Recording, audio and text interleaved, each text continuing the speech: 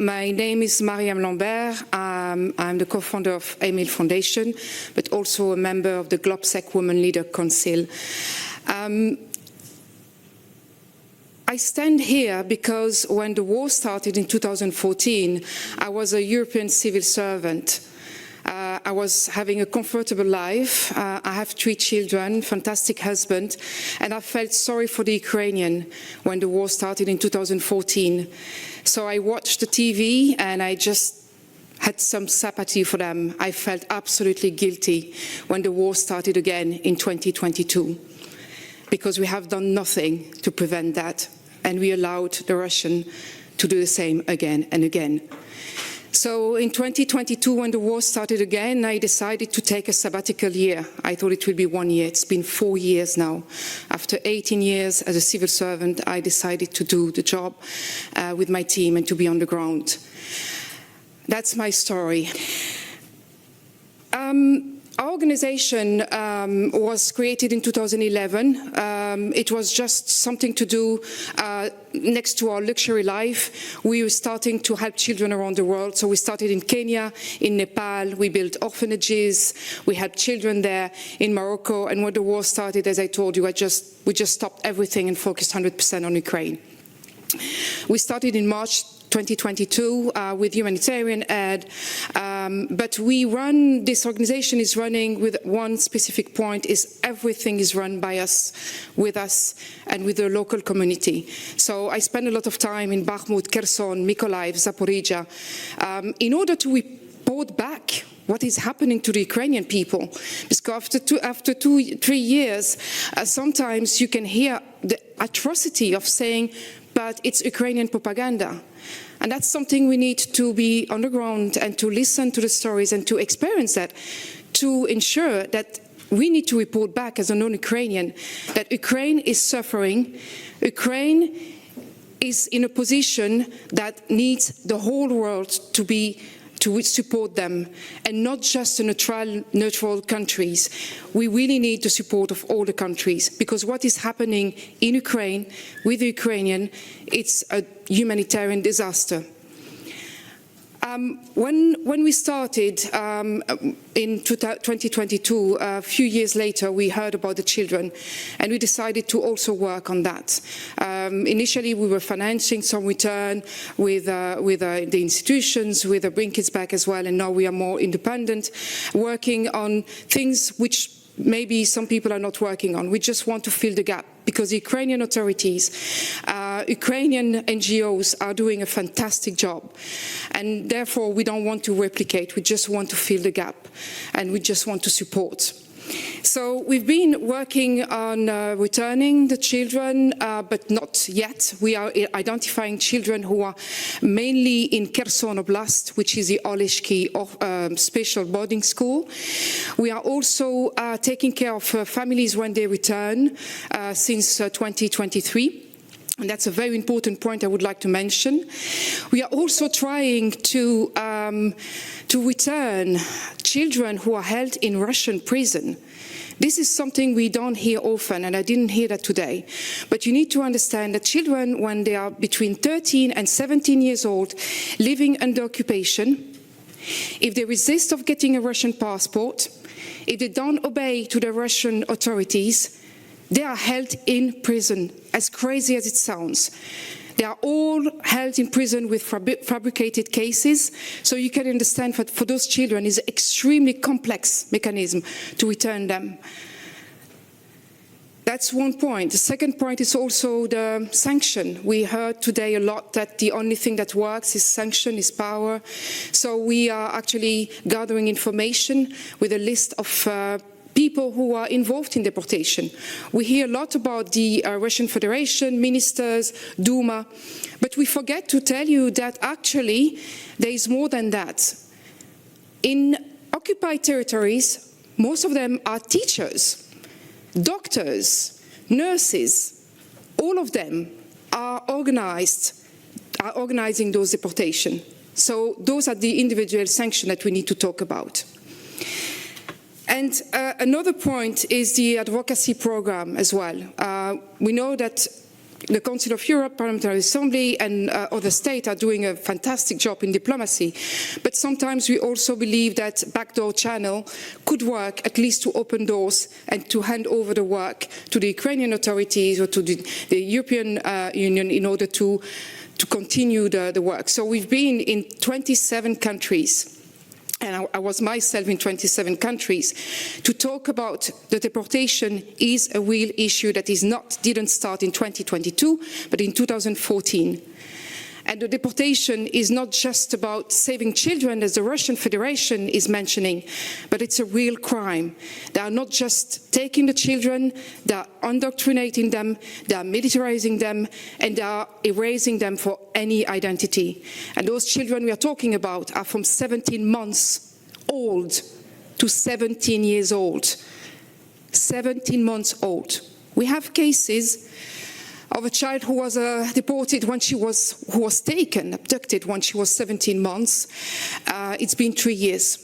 We have an ethical problem. The child will probably never remember her mother, who is looking for her. But in all this, and I know I need to be short, but I would like to mention a very concrete case, because civil society, we are very, very pragmatic. But that story really breaks my heart as a mother of 3 children. It's one of the most humanitarian disasters for us and painful work is the Oleshki special boarding school in Kherson. Oleshki boarding school, before the war, was actually one of the best institutions in Ukraine. It was a pride of Ukraine, where children with special needs, disabilities, autism were actually in this institution and having a normal life and schooling program. It was really one of the unique places. But that school was under occupation within the hours of the full-scale invasion in February. And now I would like to speak on behalf of Vadim, a teacher that I met, who was actually witnessing the whole deportation about those children. So we are talking about children who cannot run away.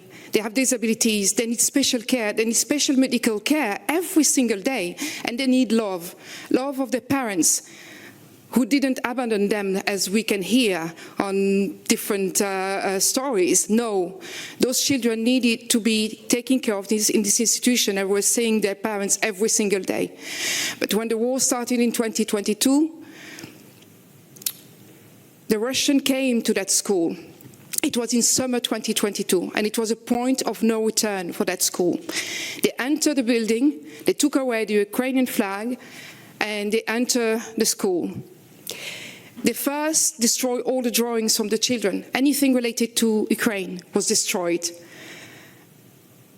And the teachers, the Ukrainian teachers and doctors were witnessing that. They couldn't move, but they resisted. They didn't want them to go further. They took the children in a basement trying to protect them, but it was not enough.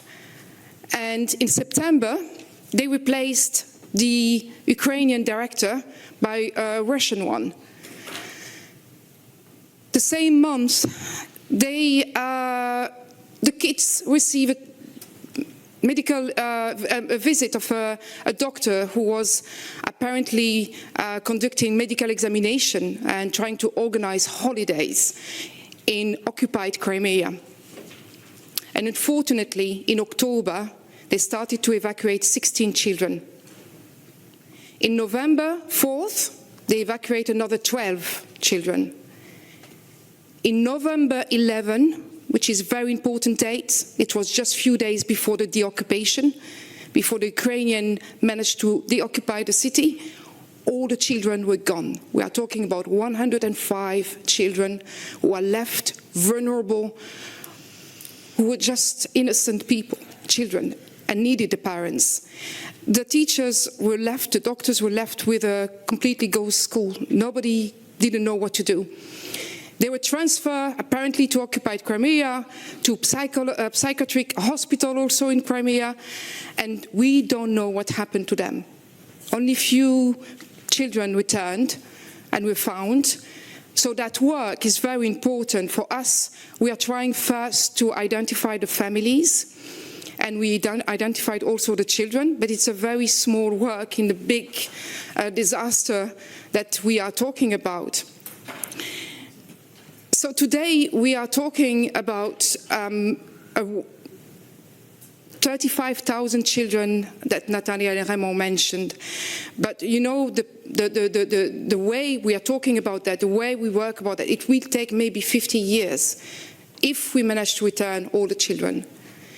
So what is important is that all of us today, we need to keep that on the agenda. We need to talk about that. But most importantly, we need to think about the after.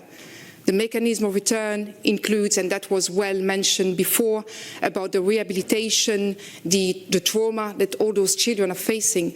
But there is one part I would like to highlight, which was not mentioned, at least loudly, is the trauma that the parents who are waiting for the children are going through. That part needs to be taken care of. Those parents, and some of them are alone, waiting for information. They have contact with the authorities, but they have no psychological follow-up. They have no case manager. So we need to really focus on those people, because as a mother myself, if I don't feel happy, my children will not feel happy. If I feel depressed, they might see that's something wrong. So we want to give all the chance to those parents, those mothers, those fathers, those grandmothers who are looking for their children, to give them all the support they need in order to be strong enough and to start the second phase, which will be the support of those children. I think I'm trying to cover everything. But one more important point, I'm sorry if I'm long, but our organization is now working actively on building I don't want to say rehabilitation center, it's a center which is called Little Heroes Village in Volyn region.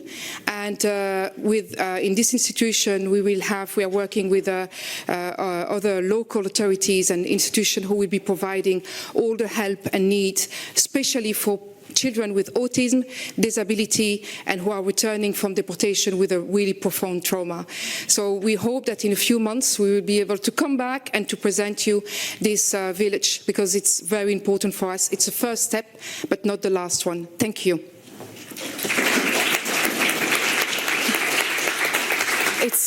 Every time you hear some of these stories, it really, really resonates, doesn't it? It's really important to hear this, so thank you so much.